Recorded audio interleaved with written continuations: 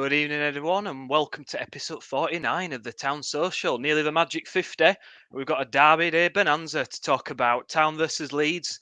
We had the hors d'oeuvres, didn't we, with the social media bants that we experienced mostly between Carmichael, Dave, and the Leeds fans, to be honest. So we were all whet our appetite for anticipation of what the world famous Leeds atmosphere was going to bring to the party. And so when we started the game, I thought, barring Somerville missing a really good chance of the first 3 minutes, Town settled into the game pretty well. We drove at them, we were physical, we were up for the fight. And then the goal from Hellick got us all dreaming, didn't it? We were singing Leeds are falling apart again. But like my missus will tell you from experience, the climax was premature. And literally within seconds, Johnny Ogg got the red card. I mean, it left us with a mountain to climb in the second half to get anything out of it. But to be fair, we dug deep, restricted Leeds to very few opportunities from out wide. I thought Matos and Kasumu did ever so well in the middle of the park. But when Dan James set Roberts for the ball through for Bamford's obligatory tapping goal, we all feared the worst. But Town hung on. They were resilient, they were disciplined, well organised. And in the end, we got a fantastic point. Overall, really, really good. And I think, barring literally nearly every result going against us, it was a decent day, but we'll get onto that soon. Joining me tonight, as always, is Gaz K, bringing the bants, Ian Kilroy with the analysis and bringing some much needed eye candy to the proceedings. It's me, Nick Bowler, your host. Gentlemen, welcome. Guys, thank you very much for listening as always. Get your comments in. We've got a lot to talk about. We don't want to be waffling on all night. We want you guys getting involved as well. So put any questions, comments in, and we'll answer them as we go along. But Gaz, let's start with the first talking point of the game, the first goal, and it's a great ball in from Sorba as always. He's done so well, hasn't he? He's really come on leaps and bounds again, Sorba, this season. His delivery is excellent, and the knockdown header, the keeper, I think, he doesn't do very well with it. He just palms it out centrally, and who's there but our top scorer, Elick, to pounce and rifle it in, and brilliant scenes with the goal. And to be fair, I think it was much deserved. Totally agree, Nick. I think it's mad, really, isn't it? We've only drawn at home. Our position now is worse than when Darren Moore went from a league point of view. But I've never felt as optimistic. Certainly not in a long time. Anyway, I think Leeds came with a clear game plan. They like to play fast on the break, and they almost did it in the first minute. Yuta got completely caught out of position, left a load of space to run in behind him. Della looked like he was out for a Sunday afternoon saunter. He wasn't overbothered for chasing back. It's only the first minute, mate. Why would I burn myself out? It pulled Tom Lee right out the middle, and the next thing you know, two quick passes, and Kamara was on his own on the 12-yard spot. Brody and I think Hoggy and probably Matty Pearson got to him really quickly to try and block him off. But it was a really cute pass to Somerville, who I mean, let's be fair, he should have been rattling. Was it Nonto? Was it Somerville? Whichever it was, anyway, they should have been rattling the net. And actually, it's a good save. I mean, he sticks his leg out, does Nichols, and makes a good save. But after that, we quickly got to grips with Leeds. I thought we got in the faces. I thought our press was not as aggressive as it was at Watford. We were happy to drop off and let them have it across the back line. We played probably a bit deeper than we have done in recent times, just to try and avoid that pace getting too far behind us. But, we set up with a 4. I saw Matty Pearson at right back, and I'm thinking, oh, God, I don't like the look of that. But, actually, we did okay. And I thought we grew into the game a little bit, and we created a couple of chances taking them on the break, which we didn't really take. And then Rodoni had a chance, 20 minutes in, where it was a really nice piece of play, and he suddenly had a bigger space in the middle, drove on. Ward made a really good run to create the room for the shot, and he proper pinged it, and their keeper made a decent save. 30 seconds later from the corner, Rodoni had a little flick, keeper again made a good save. And you're right about Thomas, by the way. I was going to mention that, Nick, and I think you're right. I thought Thomas's set pieces on the day were absolutely on point. Every single one was on the money. It really made Leeds have to defend. But not long after that chance, of course, they break away, and Hogg does what Hogg does. Not only did he get himself booked for scything down Somerville, he managed to crock Utah in the process, 2 for 1. Thanks, mate. Great stuff. And then Matty Pearson also got booked, which was it was a naughty tackle, was that? But I have to say, at that point, I think the Town players were getting to the point of, well, I might as well wipe people out because this bloke's booking us anyway. You know, Kasumu got booked for getting tackled. I've never seen anything like it. You know, Bamford didn't get booked for elbowing Radoni in the back of the head. You know, I think the ref gave them pretty much every foul going, even though we were being fair. You know, there was plenty being left in, but the ref was encouraging it. So, you know, I think we seem to just find our head a little bit, and they start to get a little bit frustrated because the foul on Sorba for the free kick for the goal, Nonto's just really frustrated. He goes right. It was not long after Pearson had done his ribs in. He goes right through the back of Sorba to give away a cheap free kick, and it was right in the patch, wasn't it?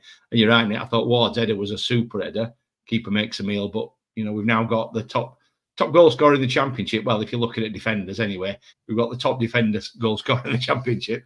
And it was you know, as finished, and I have to be honest, I never felt threatened. We looked like we were in total control of the game until, of course, the big debating point really was when our mate Og managed to get himself sent off, and you know, I think we keep debating, is he done? And then we say, well, no, we play better with him in, and then every manager always picks him, and even after the game, you know, Brighton Wright saying, well, the guy's a leader. Well, yeah, he managed to lead himself straight down the tunnel to the dressing room. From where I was in the stand, by the way, it looked like he had his eye on the ball. But when you watch the replay, he takes a sneaky look, doesn't he, and then gives the lad a forearm smack right in front of the referee. I mean, and that ref was itching to send somebody off, by the way. So it was as naive as you like, wasn't it? And then really, it was a bit of backs to the wall. And I thought, Ward, another good decision by Brighton Wright. He sacrificed Ward. And I think, you know, Ward would probably have been okay with that. We made the change and brought Matos on, and I thought Matos and Kasumu really worked then for that 40-45 minutes. They looked really good, and we kept Leeds at arm's length. I think that, you know, they were forced into making 3 changes. And when was the last time they had to make 3 changes to try and turn a game like that? Probably a long time ago. And Dan James probably got a little bit more success than either Nonto or Somerville had all afternoon against Brodie. Although he did well with him, and the one and only time he got behind him, it was when they scored the goal. So, you know, I think like most Town fans at that point, I'm thinking, well, here we go, lads. I think this might be us. But from somewhere, they managed to just calm themselves down. And other than a header from a corner and the Somerville shot that hit the post, I actually thought they did a really good job. And it was, and with you, Killer, I really enjoyed it. I thought it was everything I want to see. It was committed. I thought Brighton Wright's tactics were spot on. I thought the changes he made were spot on, even down to the corner in the last minute. You know, he sent the centre halves up, which is a risk against a team with Leeds' pace. But you know, fair play to him. He saw a chance to think, well, bog it, we can win it. And I think if you listen to, even amongst his complaints about the pitch, if you listen to Farke, I think he recognised that, you know, that was a game they could easily have lost. And you have to credit both teams really with the day. So it was good, wasn't it? I right enjoyed it. I loved it. I thought even from the first press conference with Andre talking about who we're facing and just skirting around the word Leeds as much as possible, and Kevin Nagel in the tweet last week after the game, not referring to Leeds as Leeds, but with the what is it, apostrophes? I don't know what you call them, whatever. Ellipses, what is it, guys? Go on, you better with words than I am. Whatever it is. From that moment, Leeds fans were rattled. Asterisks. Okay. Yeah, sorry. But anyway, Leeds fans were rattled, weren't they? From the first moment, before the teams have started any sort of preparation in match week, they're rattled, the fans. They're just not happy with it. And from that moment, I don't know, but it felt like we had a psychological edge, right? And okay, when 11 versus 11 on the pitch or at least when the game kicked off, it's a bit different. But leading up to it, I don't know. As a fan, just as a pure fan, I felt like we were ahead and we had an advantage. And I don't know why, right?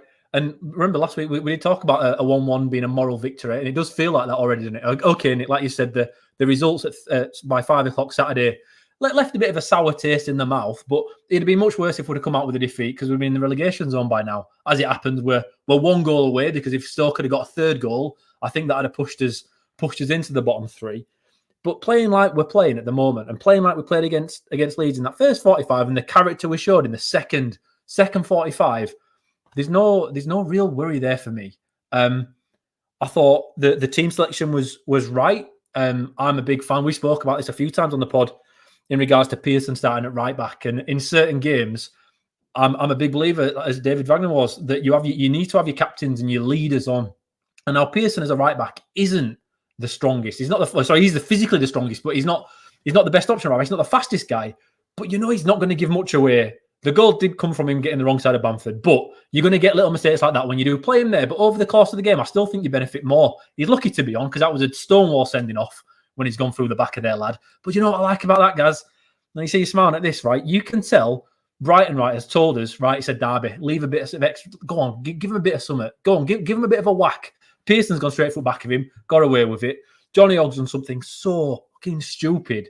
That elbow is about as reckless as you get, right? I'm all for it. I'm all for those little advantages in derbies. You need it. Leeds are a better footballing team than we are, so you have to kick them off the pitch a little bit. We'll move on to the excuses after we've done the little game run through, because they are, without doubt, the finest excuses I've ever seen for a team not managing to win. Honestly, Leeds fans can give it all they want, but the sourness following the game from Farker, who led it in his post-match interview, to the fans on Twitter afterwards, just the little snippet was somebody saying they know a family that stopped watching Huddersfield Town because the way they play, as we did on Saturday, they won't watch it anymore, apparently.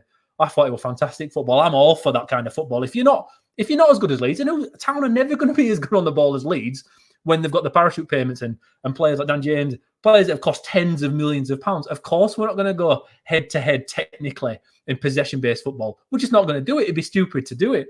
But what you can do is outfight them. You can outrun them. Brighton Writer did something I thought was tactically genius in the first 15 minutes. Now, we started with a 4-3-3, and we did get caught pretty quick, like you said, with Yuta, guys on that left-hand side. But he made a switch then to 4-4-2. And now what was strange was who went out to the left-hand side. So Rodoni ended up top with Danny Ward pressing. And the press was quite a clever press in that all they actually did, they pressed the fullbacks to let the centre-backs run out and try and pass it into the midfield, knowing Johnny Ogg would be there to try and clean it up with his and go back through the back of people. Leeds couldn't work that out in that first half. They really, really struggled. And that was clever enough, but he put Bergzorg left in a midfield 4, right? And now first think of that, you're thinking, that's a bit weird, right? But on the other side, you've got Sorba Thomas. So you've got two fast wingers. You do it when you doubt your fullbacks can get the job done on their own. And Bergzorg especially, there were 2 or 3 times where he ended up being last man cleaning up, right? It's because Town were worried, and Brighton Writer saw it, that the Leeds wide guys were the danger men. So when you have fast guys in like a back 4 and a midfield 4, your wingers and in your midfield 4 can help the fullbacks when Leeds fullbacks push on. And that happened. And because of that, they had no way through. We had Sorba Thomas and Bergzorg not just helping out in attack, but the defensive work and structure they offered us and the pace at the back just covered Pearson and covered Spencer. It was that, to me, that won that first half for us, that move. And honestly, generally I see managerial decisions and tactical kind of stuff, and it makes sense to me. And I'd never even thought of that as an actual option. Yet it won us that first half. And ultimately, I think if we'd have had 11 men all game, we'd have won on the back of it. It took away all the danger Leeds had going forward. They didn't have a clue. They absolutely had no clue. And with the amount of times we were throwing our bodies on the line and going in heavily like Pearson, and they didn't like it. You could see the Leeds players did not like it. I loved it. I'm all for it. I thought we took the lead deservedly. I'm not saying we deserve to be 2-3-0 up, but I thought a balance of play, we were good. And then the second half, it's just rare where a team's down to 10 men, a team at the other end of the table, and it never really felt like we were under that much pressure. I think as a fan, you get a little bit bought into it a little bit, and you think it's worse than it is. And I watched the game back again afterwards. And realistically, we could have played, I reckon, for another 90 minutes and would have been fine. Kasumu and in the middle there, Matt Oss got the job done, like you say, guys, in that second half. And we still had breakaways. We were still relieving the pressure. So it wasn't like we were just deep blocking, giving the ball away. We were doing that a little bit. But then when we did go forward, they were still intent. They were still getting bodies up there. They were still asking Leeds questions. And is it Cowleys that used to throw in there, keeping them honest? And that's what we're doing all the time. Yeah. And now this is a team barely, 7 weeks ago, where I thought there's no chance we've got that in us. We just aren't. Player for player, we're not good enough. We need recruitments in January. We've gone out and spent the money. And now I don't actually know where they fit into our first 11, because the guys we've got playing at the moment, including Danny Ward, who I thought was, again, fantastic in that first 45 minutes.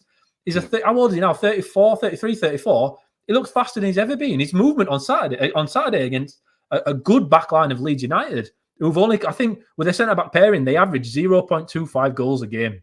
So for every 4 games those centre-backs play, Leeds keep a clean sheet in 3 of them. Yet Danny Ward gave him a tough time. And I just didn't think he had it in him anymore. It was a game where it is a little bit, I think, at the end of the season, if we do suffer relegation, which I don't think we will, but if we do and it's by 1 or 2 points, you look back at this game and you're looking back at Johnny Ogg costing it us, unfortunately, because I really think we had Leeds' number.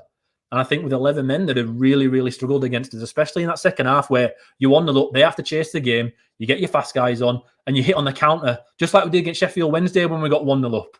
And it really is just disappointing that Oggy did that, because, come on, again, I still can't get out of my head. I don't know why. He's looked at him once, adjusted his body, looked at him twice, and then hit elbow, and referee standing 10 yards away from him, staring straight at him. He's already on a yellow card that he should have been sent. Possibly, like, you could have even argued that weren't bad enough in the first place. For your captain to do that, to me, is inexcusable. I understand Brighton Wright will have said, like I say, leave a foot in, but again, I think he's cost us the 2 points there because we were that good, and tactically, I think we just had him. It's a shame we didn't manage to take it, but then going on from there to the rest of the season, we've been facing some adversity there. You're 1-0 up at home, but you're playing Leeds United in a derby. You've only got 10 men. You've got to outlast them, and they're fit and they're fast, and they generally score pretty late on as well. And we've not only managed to get to the end without losing the game, we've done it in quite decent style. And now I think that'll really serve as well going into Cardiff this week, because that's another tough game. But I really enjoyed it, and I expected us to be up for the fight, but just I don't know. It's like I'm kind of proud. I was proud of them. I was proud of the team again, and that's just not happened very often recently. And it's just the type of football and the type of character I think town fans want. And it's just from a bit of adversity there, we've come out with some sort of positivity. And now, if you told most people we'll be down to 10-minute half time, no one had really expected that. But for some reason, and somehow they found a way out of it. It's so daft from Morgan. It's just not. It's for a leader to do that. At first, when I saw it live, it didn't look as obvious, and I was like, "Oh God, he sent him off. What's he done that for?" And then you watch it back, and it's sort of the most obvious yellow card you'll ever see in your life, and it's ridiculous. I did think Pearson were a bit lucky not to get sent off. Nick, do you think Hoggy's second challenge was only a yellow card worthy? Because I can't believe he didn't get straight. I thought it'd be a straight. Well, it could have been. It could have been a red. Looking back at it, at the time, I thought, "What's he giving him that for?" But then looking at it in slow motion, it's just an elbow to face, isn't it? I mean, you've seen people get sent off for that, a million times. It's just stupid. I don't know what was going through his head. Like you say, I don't know what you're thinking, because 9 times out of 10 that costs us that game, doesn't it? And his teammates have bailed him out big time there. He owes them all a beer, doesn't he? That's for sure. Because, he's on the halfway line, Nick. He's on half, and there's 4 of them as well. There's 2 town players, 2 Leeds players going for it. So there were no danger there. Well, they weren't like, that's the other thing I don't get. What was he thinking he was going to achieve? I don't know. And we're nearly into half time. Like we've about 2 minutes to go till half time. Just see it out, get in the lead. And like you said, we could have easily gone on to win that game. I didn't think Leeds were very good at all, if I'm being honest. I think they should have scored after 3 minutes. I think it's a decent save from Nichols, but really, Somerville should bury that. They had one chance at the end where it's a post. But other than that, they offered nothing. They were. I will not say I was disappointed in them, but I don't know whether it's because they had a game midweek. Maybe it took it out of them a bit. But to me, all the hype behind them and winning 9 in a row, and he made 6 or 7 changes. So he did. He rested them. And by the way, while we're talking about sending offs, how did Ruta should have got a second yellow card? He was booked and he jumped into Pearson and led with his elbow, but because Pearson bounces back up, referee just lets him off the hook. The referee was an absolute joke. The referee, guys, you mentioned the referee being an absolute joke. Honestly, I think it's lazy as a fan to say, ref cost us that game. But Kasum, like you say, guys, he takes a shot. He takes an actual shot, gets tackled, and he gets booked for it. I've never seen that. And then Bamford, and then seconds later, Bamford goes across with his elbow on Radone, and not even just what was it, a free kick? Is that it? Did he give a free kick for it? I think. Yeah. So he's seen it. He's seen the foul, which is worse. If he misses it, okay, that's one thing. You've missed it. That happens. But to see it and then not to even book him for that, and then for John, honestly, that first half were ridiculous. Like I tweeted out, I thought you were going to run out of fucking players to book, so I'd start booking Town fans in Town shirts in crowd. Anyone got out of the seat too early, book them. It was just bookings for fun, but then Leeds could do anything they wanted. I thought it was, for me, the worst refereeing performance when it came to bias that I can remember. Honestly, and I know that sounds dramatic, but I think generally you get a bad referee and there's some bad on this side, bad on that side. But even flicking through Twitter again, following whatever X, you could see even the neutrals, they couldn't believe it. They were just saying, like, has he got a white Leeds shirt underneath? I've got quite a lot of Bradford City mates, and they're haters. They actively hate Town. I know they're irrelevant to us, but they just can't stand us. I'm getting texts from them saying, like, what's happening? How have you got a Leeds fan ref? And even they felt sorry for us after that first half, especially. It was unacceptable. And okay, we still got a point out of it at the end, but I just couldn't believe it. I mean, it's not quite up to Bellingham in Real Madrid's last minute goal. I don't know if you've caught that. That is, if anyone's missed that, oh my God! What is it? 2-2 the game, and a cross comes in, and Bellingham's just about to nod it in to make it 3-2, and ref blows for full time. Now that's not quite at that level. I get it, but still, that Kasumu one, especially, I can't remember worse booking. He's taking a shot and gets booked for taking a shot because Lee's guy blocks a shot. I'll say, couldn't believe it. It reminded me, mate, of that way we gave the penalty away at West Brom under Carlos, where Sorba goes to I think he goes to clear a ball. The player runs in behind, sticks his head down, and then he gives a penalty, and he didn't even see him. And it reminded me of that. Like, I don't know what he's supposed to do in that situation. It was a weird, and it was weird because I remember after 10 minutes thinking this ref's all right because he started and there were a few fouls and he kind of let it flow, Mr. Kitchen, and I thought, oh, he's not doing too bad. And then suddenly, every other decision were booking, or it was so weird.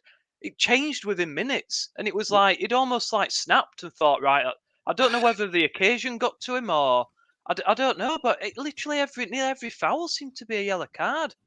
And like you say, we had Leeds 10 fouls, Nick, and he gave 5 yellow cards. So every other foul was a yellow card. Show me another game where a team commits fouls and every other foul is a yellow card.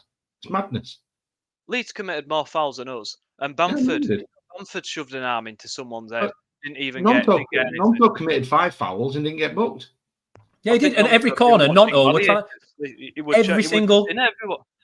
Oh, Nonto though. Every time we had a corner, Nonto were just trying to take Johnny Ogg out. They were a fight with him all the time, and ref did absolutely nothing. I actually think that's what riled Johnny Ogg up, and I think a bit of that sportsmanship, gamemanship. I can never remember which one's good and bad. Anyway. That kind of riled Johnny Ogg up, and I think he was ready to absolutely kill somebody because of it. But the ref didn't stop it, and a good ref takes control of that situation. But it just felt like they just... He did. He lost that game. Half time came at a good time for the ref because he'd lost. He was better in the second half, I thought, but he'd lost it. And my petty 3 foul throws in that game, and he didn't give one of them. Yeah. And they're not even subtle foul throws. No, but he called Jack Radoni back when he walked 2 yards further forward than he should have done to play a quick throw in where we were away, and then he never pulled another one. But it just felt so biased. And again, I don't like saying it because it feels like it's lazy and it feels like it's Wolves where we didn't win the game. It's always cheating against us, but it just felt wrong to me. Like you say, guys, booking every other foul. What an absolute joke that was. Yeah, I thought we did really well though. It's such a tough game, and God, they're so hard to contain. And I just thought with 10 men for that second half, I thought the midfield was outstanding. I thought Spencer was brilliant, and considering the fact that he was ill as well, you got to factor that into it. And the players that he's playing against, I thought it was incredible. I think I remember when it announced that it was like a new sign and everyone was taking the piss, but he's rapidly becoming one of the biggest. It's like a new signing. He's rapidly becoming one of our best players this season. I think he's not had a bad game, has he? Season, isn't he now? Yeah, I thought it was absolutely brilliant. He looked so comfortable, and I remember him sprinting after it, Dan James, and he just took the ball off him as if it was nothing. I thought it was absolutely brilliant. I thought the old defence was, and we're almost. And you're right, they do score so many late goals, Leeds, so many late goals. And you just thought, hang on. But you're right, we just looked comfortable for most of the game. They just didn't really offer anything. And let's move on to the pathetic after match comments, because I've heard literally every excuse under the sun. Oh, the pitch wasn't very good. Oh, we were tired. Oh, they were fouling every 2 minutes. Oh, it were raining. Oh, we didn't have a Weetabix for breakfast. Or it's bollocks. Just see it for what it is, which is a derby game, blood and thunder. We got the measure of them. Good tactics. We saw the game out, one apiece. Take it on chin and move on. But some of the comments that I'm seeing after the game were just pathetic. From Leeds' own social media account, from the manager, and I mean, what about the banter from the Leeds fans? I mean, I've seen more intelligent talk on Geordie Shore. Do you know what I mean? It's absolutely pathetic. You're third in the league. You're putting most teams to bed with ease. It's one game. Just take it with dignity and move on. You still got a point. Just take it. But it's just embarrassing, some of the comments. Yeah, they need some. And we were positive for us. We were actually positive for us compared to how we've played recently, right? We were actually quite. We were willing to have a go. We sent men forward. If they'd have come and played us against that when Darren Moore were here, they'd have had like really bad illnesses from it. We weren't that bad, but Fark led it, didn't he? In his post-match conferences, he said the pitch was horrendous. He said, it looked fine. It didn't look that bad, did it? Our pitch horrendous. We took 2 minutes to take a goal kick, apparently.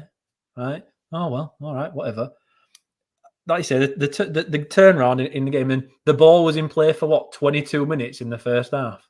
Oh, sorry, I didn't know that rule. My favourite one another one on Twitter where somebody's saying, if this was it Phil here? If it was snooker, it would be a re-rack because we played so little in the first half. Like, what? What do they expect us to do?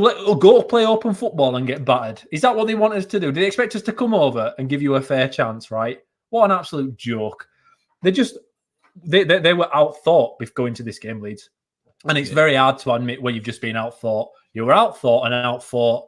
I don't think we tackled them fairly. I said Pearson's maybe that was a bit there, but because Johnny Ogg doesn't get sent off if Pearson does for that one, so they'd have had 10 men regardless.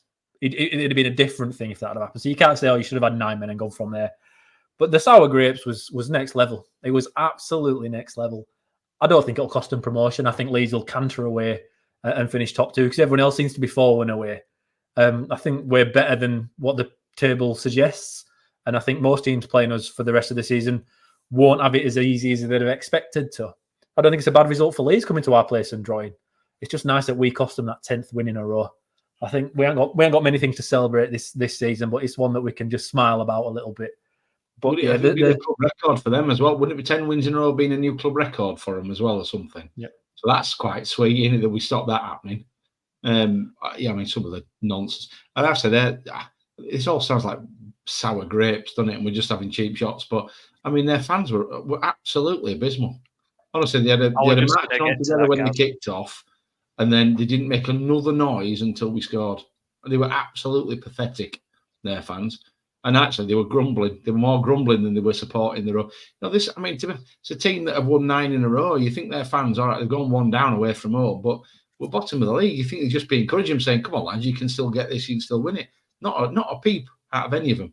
It was really, their support was really, I was really surprised because I expected after Sky told us all how great they were, and Archie Gray, I expected Archie Gray to be able to play us on his own, just him against our 11 men and still win, and somehow it didn't happen, did it? So I was pleased we stuck it to Sky as well, because I record the game and watch it when I come back.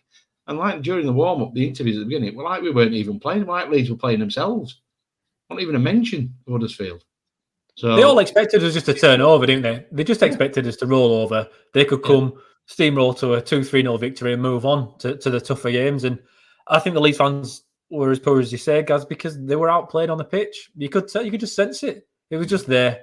And half time, Sky changed the tune a little bit, didn't they? I know that we were down to 10 men, so they expected a bit of an onslaught in that second half, but we had a bit more respect as soon as they saw how we played in that first half. But don't get me wrong, we are a good team. They are under Brighton, right, and under Worthington we were as well. But we will cause teams problems every single game because Darren Moore has instilled a defensive structure that is very tough to beat. And now we've got guys in with Worthington initially and at Brighton writer who've got some sort of attacking kind of play. And that mixture it won't last forever. The defensive structure I think we've got now will have to change because we want to play with the ball a little bit more. But we can't pretend that it's not as solid as it is in defence because of Darren Moore, because it is. It really is. It was far too defensive, but it was just that we outplayed him on the pitch and everybody knew it. Everybody could sense it. And yeah, you can look at possession, ignore that. Look at the shots. Look at the flow of the game, and it felt like we were more than in it. And I don't think any of them expected it. Well, I've got to be honest. Like the trains weren't running, were they, from Leeds to Huddersfield? And I thought Leeds United had basically just got loads of cardboard cutouts and put them in place of the fans because the fans couldn't turn up. They were that silent. And I know what you're saying, Ian. Like we matched them, and you know you've got to give time respect for that. But even as the game started, like I've never seen Leeds fans as quiet as I did in that game. They mustered a couple of songs at the beginning, then went quiet. Didn't hear him again until they scored, and then again only one or two songs, and it was silent. And at the end of the game, there was no look. They've won 9 in a row. They're up the top of the league, absolutely flying. They got a point away from home. Yeah, they haven't won, but they've got a point, and they just got up and walked out. Like there was nothing. There was no appreciation for the team or anything. And you know, take all the rivalry and the derby aside, and to me, that's one of the worst shows of support from an away fan that I've seen all season. It was awful. It were ridiculous. I don't know whether it's just them thinking that, yeah, I don't know whether they thought they were just going to come and we were just going to bend over like we did over there and, oh yeah, you can score 4 or 5 past us because we're not worthy. You know, we'll bow down to you because you're such an amazing football inside, and you know we'll just stroll to victory and go home. I don't know what they're expecting, but it's a derby game. You've got if you can't be up for a derby game, when can you be up for it? And I didn't understand that. I really didn't understand that. But all the better for us. And they went away with the tail between the legs. We stopped the run. It's all good, isn't it? It's all good. And really enjoyed the game. Got home, put my feet up, ready to enjoy the results rolling. Thinking, oh, we're going to be at least a few points clear now. Can put us feet up, start to relax a bit. And as usual, fortune farts on our face once again, doesn't it? And literally nearly every result went against us, culminating in utter piss take of QPR getting a result at Leicester, which I don't think any nutcase would have predicted. And it leaves us now on equal points with Stoke, down at the bottom. And it's weird, isn't it? 2 points between us and 16th, and yet we're the same points as Stoke in the bottom 3. It's mad, isn't it? It's mental. I guess that's why we love the Championship so much, but I just wish it'd be easier and teams would help us out a bit more. And it's so deflating after such a good performance to be closer to the relegation zone after getting 4 points at Watford away and Leeds at home, which you wouldn't have expected us to really get that many, is mental, quite frankly. Yeah. In sort of, like I said at the beginning, I think it's weirdly disappointing. I think I don't really know what to say. I mean, it's mad, isn't it? You look at the Championship table, and between 12th, Watford are on 44 points, and Stoke are on 38. So between 22nd and 12th, they're 6 points. So 2 games.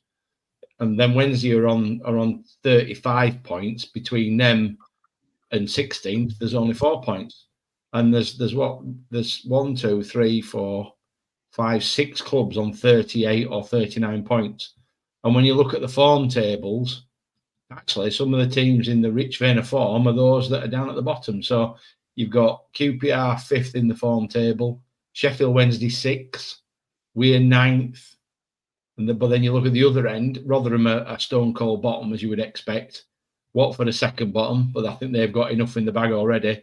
Plymouth a third bottom, they're in trouble. And then Millwall a 5th bottom of the form table, we Stoke 6th. So the only problem is as last weekend showed, form counts for no. I mean, you know, I think Leeds should have mullered us. Leicester should have mullered QPR, but they didn't. You know, that's what the Championship's all about. And I had a quick look, by the way. The QPR and Millwall results, both of them had less than 35% possession. Sound familiar? 35% possession, go away from home, press them high, score a goal, and then just be really resolute. You know, so I think there's a couple of teams that are playing very similar to the way we're playing as well. In terms of the only thing we have got in our favour is there's a few of us have all got to play each other. So that they can't win every game because at some point they're playing each other. And of course, we've got Cardiff away who are in and around the playoffs but struggling for it. West Brom who are banging the playoffs, and then of course Rotherham away. So we really need to be taking 6 points out of the next 3. We really do, because I think certainly those around us are capable of doing it. It's just the form guys like gone out the window in the last 5 games, hasn't it? But I think it's just Championship football. You've got your Leeds, Southampton, and Leicester. I know Ipswich are doing really well, but I feel like they're doing really well on the back of like last year's form as well. I think once you go up, you carry on because you're winning and you're kind of used to it. I don't think they're fantastic, although I do like Kiefer Moore. He's still my favourite striker in this division. But bar Rotherham, who are, like you said, they've not really given it a bit of a go, have they? They're doing a bit like Sheffield United and Burnley in the Premier League. Like that, you can tell they're just out of the depth a little bit. But this what? You're saying there, Gaz, that Watford are out. Cardiff, sorry, they're chasing the playoffs and they're out of the problem. They're only 9 points above us. That's it. The gap between, what is it? Between, Sunderland in 10th, at 47 points, and then us with 38 points. It's mental. It's absolutely mental how close this division is with so many games left. And I know people say you don't have to worry about other teams' fixtures, just worry about your own form and win your own games, and you don't have to worry about it. That's a load of shite. You have to worry about other people's results, because if they lose, then you don't have to win and you've got a little bit more breathing room. But at the moment, I'm with you guys. You're actually looking at when the teams around us play each other, because then they can't both win. And that's mental. I think it was 1 year, was it 3-4 years ago, where we got 55 points and only just avoided relegation. Like that was, I think, was it the most in Championship history? I think it was. It's going to be something similar this year. It really is. And now I was doing a predictor earlier on, trying to work out where we were going to finish. Now I had us down finishing with 55 points. But I had Sheffield Wednesday losing kind of every second game, thinking, they're not very good. And then next minute, I've looked at the form guide and they've played everyone around us, but they've won 4 out of the last 5. Sheffield Wednesday, when we battered them 4-0, we absolutely taught them a lesson, and they've gone from there to scoring to winning 4 games. It's absolutely crazy, this division. And who knows where we're going to be, but Brighton Wright seems to have something on the pitch that's fantastic, but it's going to have to continue. There is very little room for error here. Rotherham are done, and I still don't think Sheffield Wednesday are going to have enough to stay up. I really don't. I think the fixtures have been favourable. But then everybody else, you look at Stoke, owned by Bet365, spends so much money on players year in, year out. Birmingham City were fantastic until they brought Rooney in. They suffered. I quite like Queen's Park Rangers. I think they've got some decent players there. I still don't know how Elias Chair's allowed to play. I don't know if anyone's explained that to anyone at any point. How can a guy that's been given a sentence for 12 months?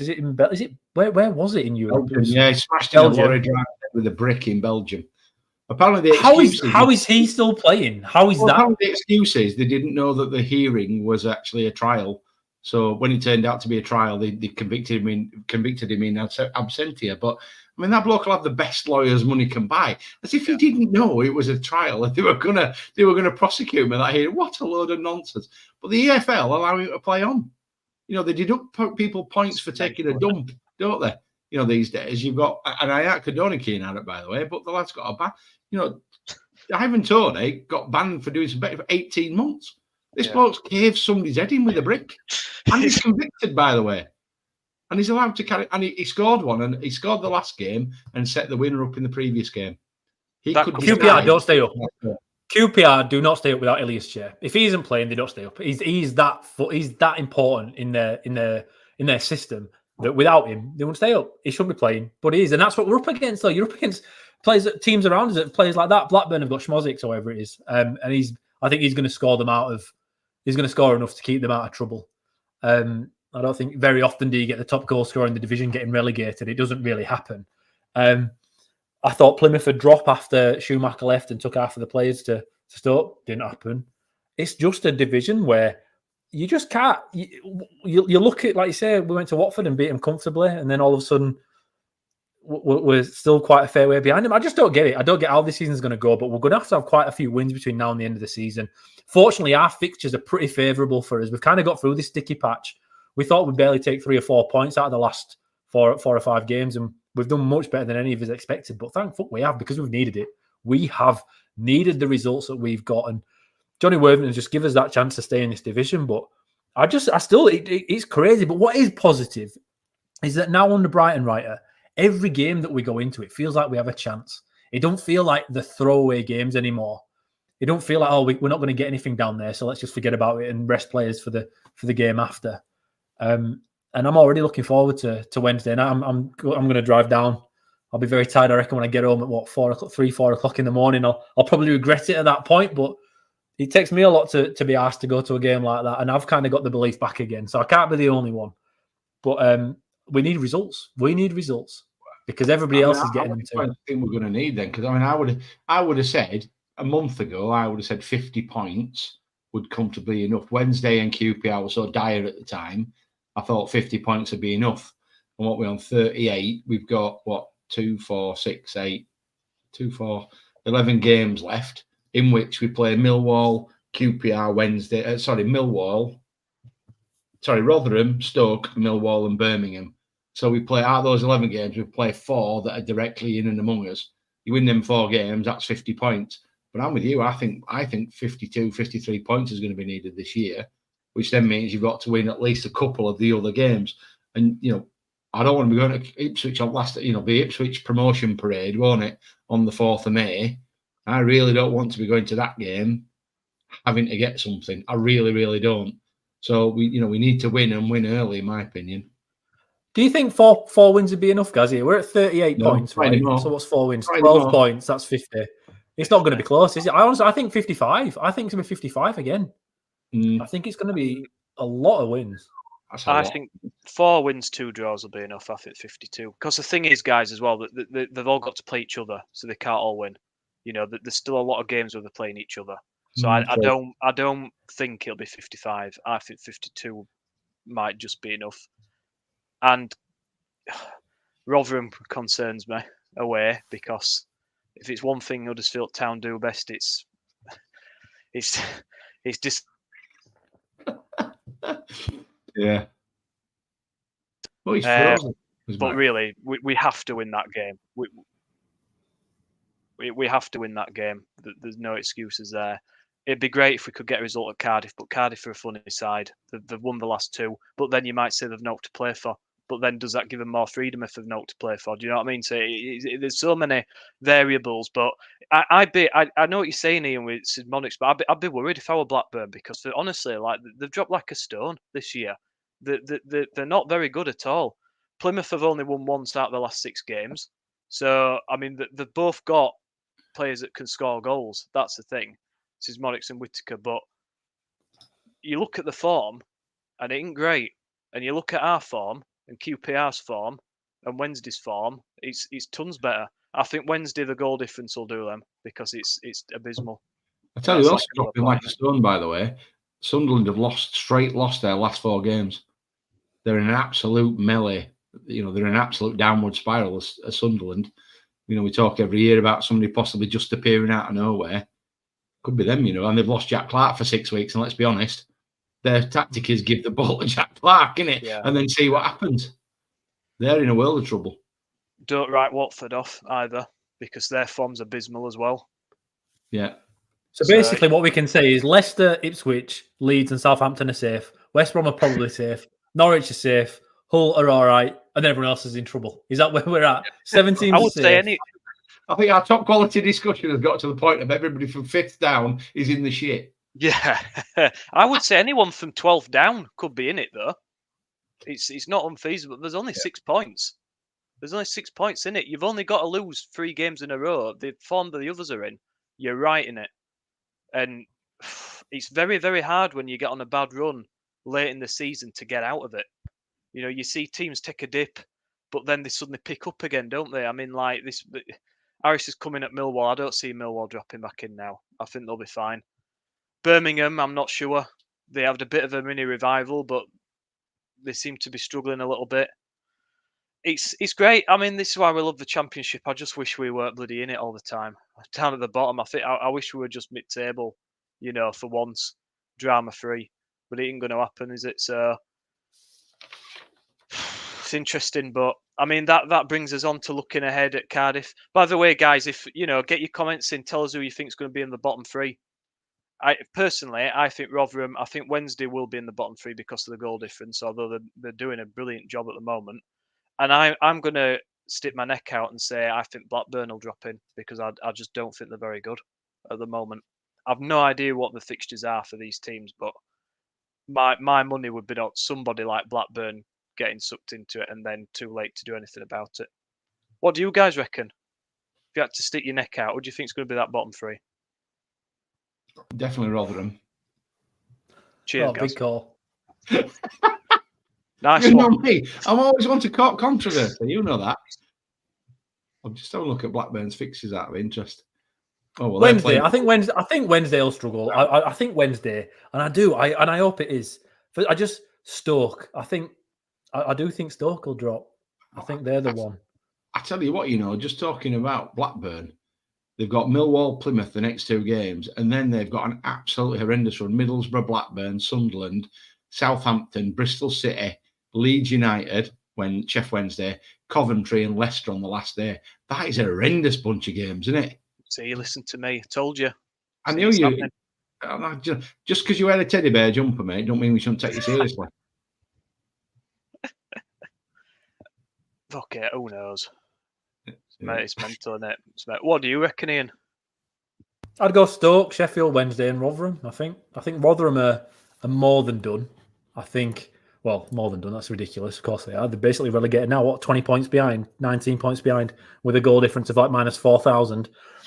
I think Sheffield Wednesday have had their easier fixtures and they've gone on a great run. I think they'll bounce straight back up. I think they'll do really well in League One, but I think everyone else is too strong. I don't know. It's hard. It's really hard. It's really difficult because you're always like, oh, well, Stoke are too big to drop. Birmingham are too big to drop. Millwall have got Irish backs, so they're all right. Blackburn have got the strikers, so they're going to score enough goals. Plymouth is the one that kind of screams out at you, but a few games ago, they were about 7 points clear, and at that point, they were out of my mind. I'm not really thinking about it. I mean, looking now, they're 2 points away. Stoke or Plymouth, I'd have down for that third spot. But what will happen, I think, in the next 3 or 4 games is the gap will open up again. You can't stay like this forever. There's just fixtures that have kind of led to this point. And like you say, some teams will have easier ones, some ones will have tougher ones, and the gap will open up. And I think it'd be easier to tell. I just don't, we're not anywhere in it. This is kind of, if we had not last year, at this kind of point, it did get pretty tight, remember? And we just kind of, not this point, but 4 or 5 games from now, then what did we finish last year? Like 19th or something? After being awful all the way through the season. And I think that gap's going to start again shortly, so we have to pick up some wins. But just quickly going back to that Rotherham game with Town, I'm worried about that because we can't dictate play. We've got no idea how to do it. That's a game that actually I think we'll struggle in. And it's not that one that I'd actually target winning, even though Rotherham are horrendous. I think that will be a real challenge for Town to win that game because Rotherham aren't going to roll over. They're still going to turn up and try and put a bit of a shift in. And that's going to be a tough game. But this division's unlike anything I can remember. I can't remember 34, 35 games in, and there'd be 2 points between about 54,000 teams. So these next 3 games will really, by Saturday, really, because we could be in the relegation zone by the time we kick off, I think, against Cardiff on Wednesday. I think Stoke playing Leicester, though. Stoke have got a tough game, or Leeds. Stoke are playing Leeds on Tuesday. Yeah. So I'm not expecting them to get anything there, but if they do, then we're in the relegation zone, and that's a big psychological thing to come over. I think we'll know more by Saturday evening. I think things will be much clearer. Sunday, because obviously we play West Brom Sunday 12 o'clock. So we'll know a lot more by the end of that game. That's not one we're really fancying either, is it? That's a tough one. They're all tough, mate. That's a problem. But I mean, look, if we can get a result against Leeds down to 10 men for 45 minutes. We can get results against. There's nobody else that worries me. There's nobody else that I think we can't get a result. I'm not saying that we'll go and smash everybody, but there's nobody there. Because even Ipswich at the end, right, guys, I know that they're a great side, but they might be in the playoffs, conserving themselves for the playoffs. They're not going to want to get injuries. Is that a good time to play Ipswich? So you don't. There's nobody there that I look at and I think we've got no chance against these. The best Do you know hope for what I mean? Ipswich, the best hope for Ipswich is that Leicester and Leeds have been promoted and they're relegated to the playoffs, which means they're likely to rest some players. By the way, what on earth are you doing, Ian? Why are we flying all over this? What on earth's happening? I don't know, mate. It's making It's not my me. I'm not even moving. everybody. It's not me. I swear to God, it's not me. I can't operate anything.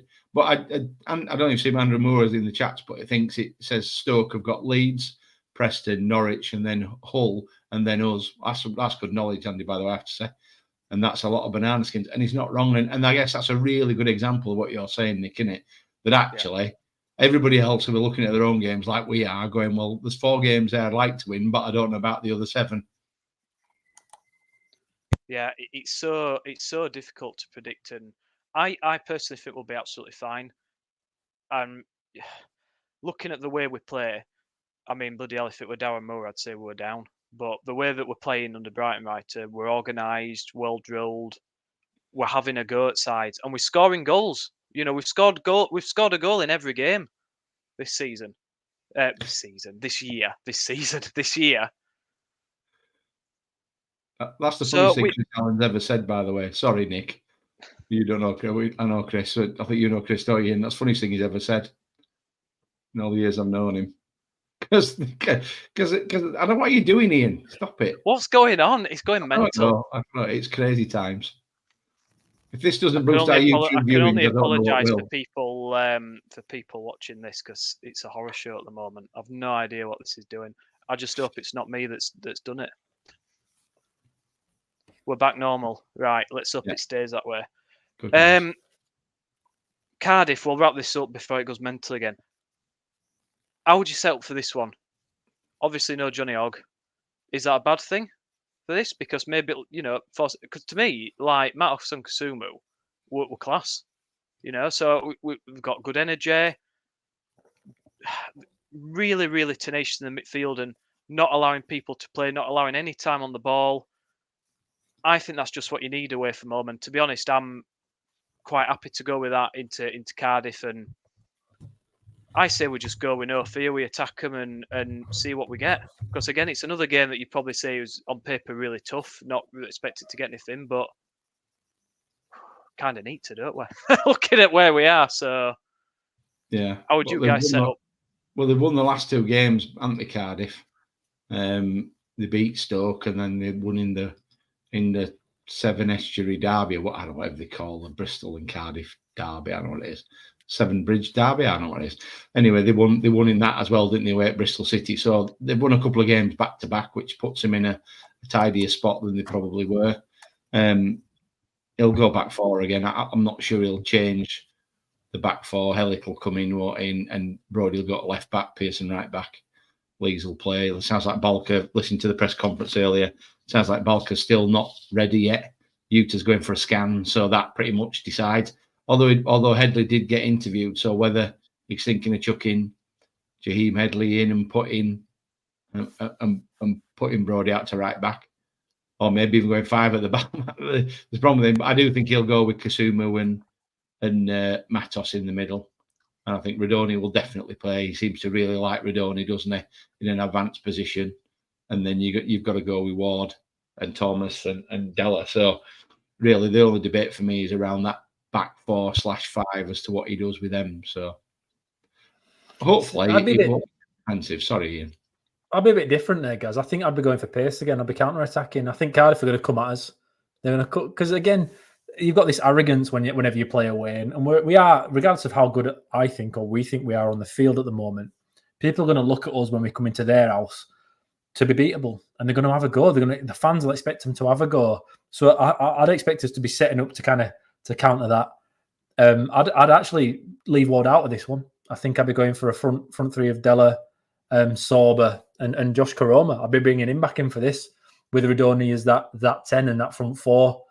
I don't know if he will. We've not seen enough of Brighton Wrighty to see how he likes to tweak between games. But that's actually how I'd go and look at Ward later on. And then looking at West Brom at the weekend, maybe Ward's better off as a home guy. And he's been that good, and he has been really good since he's come back. But I still think we're going to look after him a little bit because he's prone to an injury. And I just think Cardiff are going for pace. Whether he will or not, I've got absolutely no idea. No idea. But if Bolker's potentially back, that's a questionable decision there. Is he going to be back for this weekend? Is he not? Is he not done? He said Cardiff would come too early for him, he said today, didn't he? I think. Well, I don't think I'd have played him anyway. I thought Tom Lees was fantastic against Leeds. I thought Lees really does drive that ball out well from centre-back. There were a couple of times where he's got it at the back line and all of a sudden he's in the final third driving it forward. Tom Lees might be an old boy, still younger than me, but old when it comes to playing professional football at least. But he's got it up here. And he just knows that if he drives it out, you create problems because you're shifting the other team's defence. I think I'd have a fast front four because I'm expecting them to dominate possession. I know we're kind of used to that, but I think just those fast breaks and Josh Karoma's good. Josh Karoma is one of those guys if you're playing counter-attacking football, he's the guy that takes the chances. He doesn't miss many. He doesn't miss too many at all. So I'll be doing that and leaving Wardy out, which is hard to say because I think Ward's been fantastic over the last few games. I really do. And I know he was sacrificed on Saturday, so he will be fit and ready to go. Whether he goes with it, I don't know. He seemed to like his front two. But then when he's played Bergzorg as a winger in a midfield four the other day, I don't think any of us could really forecast what he's going with. But me personally, I'd be going with a fast front line and going from there. I think you've got to. I mean, someone said put Tom Lees in against Leeds for his experience, and no one agreed with him on the pod. I can't remember who that was. Was it me or? I think. Look, Brighton writer with Paderborn, like I say, he went 4-4-2 with two holding midfielders and played quick people wide to quickly counter attack and pace it forwards. And I think to me, I would set up 4-4-2. Same as Leeds. I would have Ellick in just to piss Ian off. I'd have Pearson right back, Spencer left back, Ellick, Lees. Because then with Pearson and Ellick, you've got threat from set pieces as well. I would have Kasumu, Matos in the middle, Bergzorg on the left, which I've been crying out for Bergzorg to play wide, preferably left forward. But wide left, I think he's very good because I'm sure he said that was his natural position was a left forward. And I didn't think he did out wrong against Leeds. So I'd have Bergzorg there, Thomas on the right, and I'd go with Ward and Radoni again because I don't think they did anything wrong. Although Radoni's finishing's a bit suspect still. I still don't think he's very good in the final third. But I think from what he brings in other areas of the pitch is very, very good. So I would be happy to go with that and see what happens. But it's going to be quite a physical game, I think. And I think I just seen that comment there from CW. I think you're right. I think that the fact we're going to finally see Kasumu and Matos play together in a tough away game actually will start to show whether all those football armchair managers who keep saying that Hoggs has passed it and we should be trusting Kasumu and Matos, we're going to get a chance to see whether that's a thing or not. And I think that he uses the subs very well, by the way, does Brighton Writer. So I think the fact people who did have to do 45 minutes against 11 and as a 10 on Saturday, my guess is he'll use the subs smartly to be able to manage that. And that might be why he's got Headley in and amongst. Headley might not start, but you could see Headley doing a good 35, 40 minutes maybe in the second half. And yeah, you're right. I think that's my worry with Pearson playing right back, Chris. Brodie Spencer's got some pace, but if he's playing left back, that leaves the other side of the pitch pretty exposed. But he does. I think the only time he's played Balka was in a 3 as well, isn't it? So I'm not sure if Balka's fit, whether he's going to play a 4 with him in anyway, which makes a difference. So yeah, weird. I'm like you. I'm not sure either, Ian. I think even when he's picked the team, I still probably won't be able to work out what lineup he's going to put them in. I'm looking forward to seeing Balka more because he brings that bit of pace, doesn't he? But he's just one of those players that's not really just got going. I hope he's not going to be one of these that's never fit. But we'll see. Score predictions, boys, to round it up.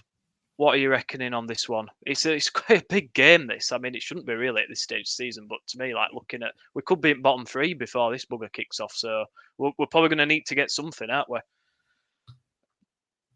Yeah, I think it's a game we can win. I think it's a game we should be... I don't think Brian Writer doesn't strike me as the kind of guy that'll go to Cardiff thinking, let's hope we can scrape a point and see it home. I'm not sure that'll be his game plan. I think he'll be going to win. So And I have to be honest, I fancy us. I do. I fancy us. So I think 2-1, 2-0.